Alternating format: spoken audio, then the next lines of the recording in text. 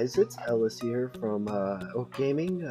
Today we're going to bring you some Galio gameplay with the new champion reworked. As opposed to before, Galio was a very, I guess, monotonous champion in the way he played. There wasn't really much to him. No one really played him. Now there's a lot more use for him in the terms of his CC and what he can do. So in the background here I have a gameplay of Galio. As you see, there's very good combos and he does quite a bit of burst. One thing I've noticed with this champion is this sustain in fighting is not as good when you're in early games 1v1. It's very hard to stay in long fights and it can become really close. However, later in the game it's not so much evident, mostly because the fights are typically longer and you have your cooldowns.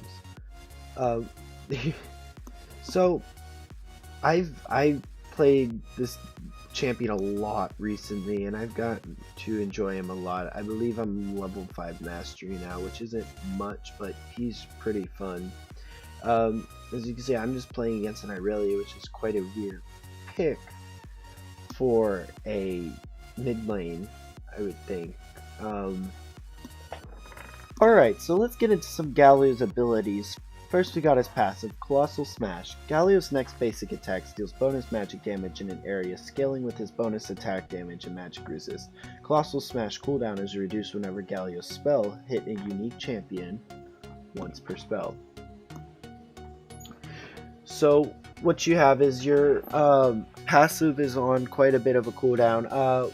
What happens is every 10 seconds, I believe, you have this power punch, and what you do is you just hit an area, and it's an AoE auto attack as opposed to just a normal auto attack.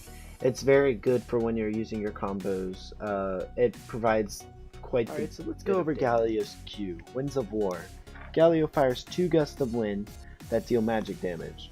Where the wind blasts converge, a vortex that deals additional damage is formed, including bonus damage based on the target's max health. It's essentially like a Diana Q, except once it gets to the end it forms a little hurricane vortex thing that does additional damage over time. It works great with Thunderlords. Galio's W, Shield of Durand. If Galio avoids taking damage for a moderate period of time, he gains a shield that absorbs magic damage.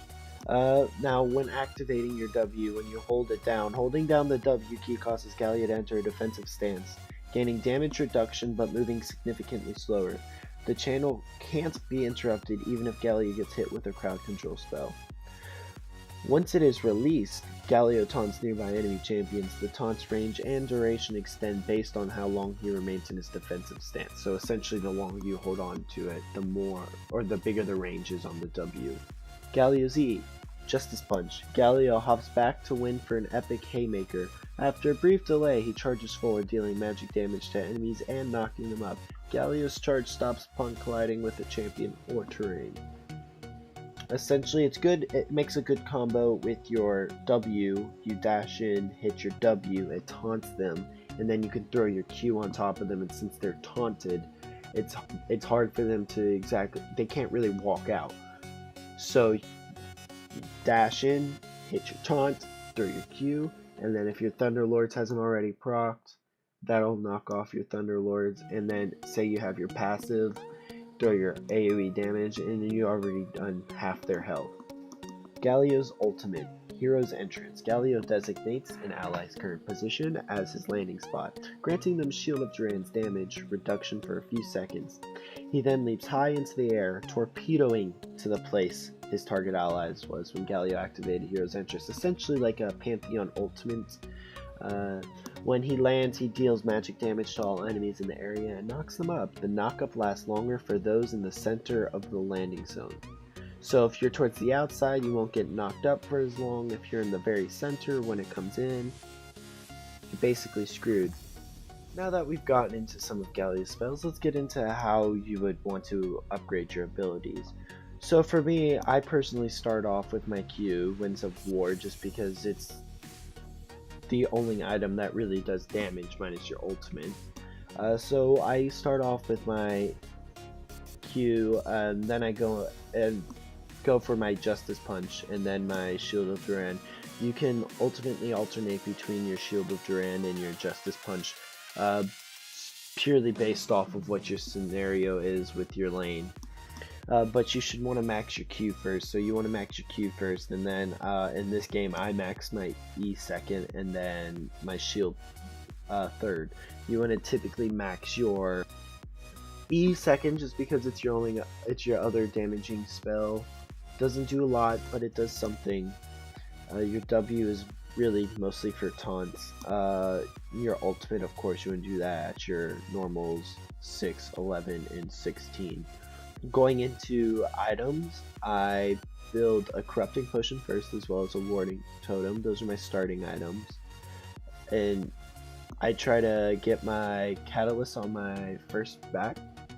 After first back, I try to get a Rod of Ages when I can, but as people would say, your bread and butter item is your Abyssal Scepter. You would want that for Galio. It's a very good item.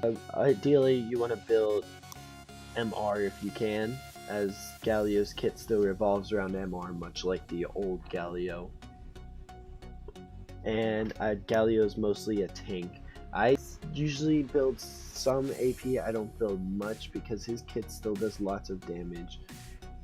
Going into Masteries, for this game I went with Thunderlords for my Keystone Mastery, and so I put 0, 18, 12. We'll put that on the video pop-up right here. So now for my personal opinions on Galio. I think Galio is a pretty fun champion. Very useful. I find him most helpful in mid lane, mostly because his ultimate allows him to get through top lane and bot lane equally. My one complaint about this champion is Galio's ultimate, I think, needs to be bigger. Some might say, oh, it's big enough, it's plenty, but in my personal opinion, with his ultimate, it's not big enough, considering you can only ult towards your ally champions. It's about half the size of a Pantheon ult, so if they can make it the size of a Pantheon ult, I think that would be fine. I'm not saying it needs to be universal. Like, all means, that would be a little broken. But I definitely do think it needs to be bigger, purely based on the fact it's very hard to ult unless you're right on top of each other, which works. And so there's really only a few scenarios in which you can use your ultimate with Galio. So unless you're playing mid lane, it's very difficult to get to every single lane as fast as you can. And if you wanted to go top lane, you might want to take TP anyways in case you wanted to teleport ult. That would help a little bit. But at the same time, I just don't think the ultimate range is long enough. So once again, overall, I think Galio is a great champion. I think if you have the IP, you should definitely invest in this champion. He's really fun, and it's not that expensive. So guys, that completes my overview of Galio. This is E.L.K. Gaming. My name's Ellis. Again, if you like this video, please feel the need to subscribe, like, comment anything you didn't like, anything you would like to see, put that in the comments. And this is Ellis from E.L.K. Gaming, and I hope you enjoyed this video. Peace.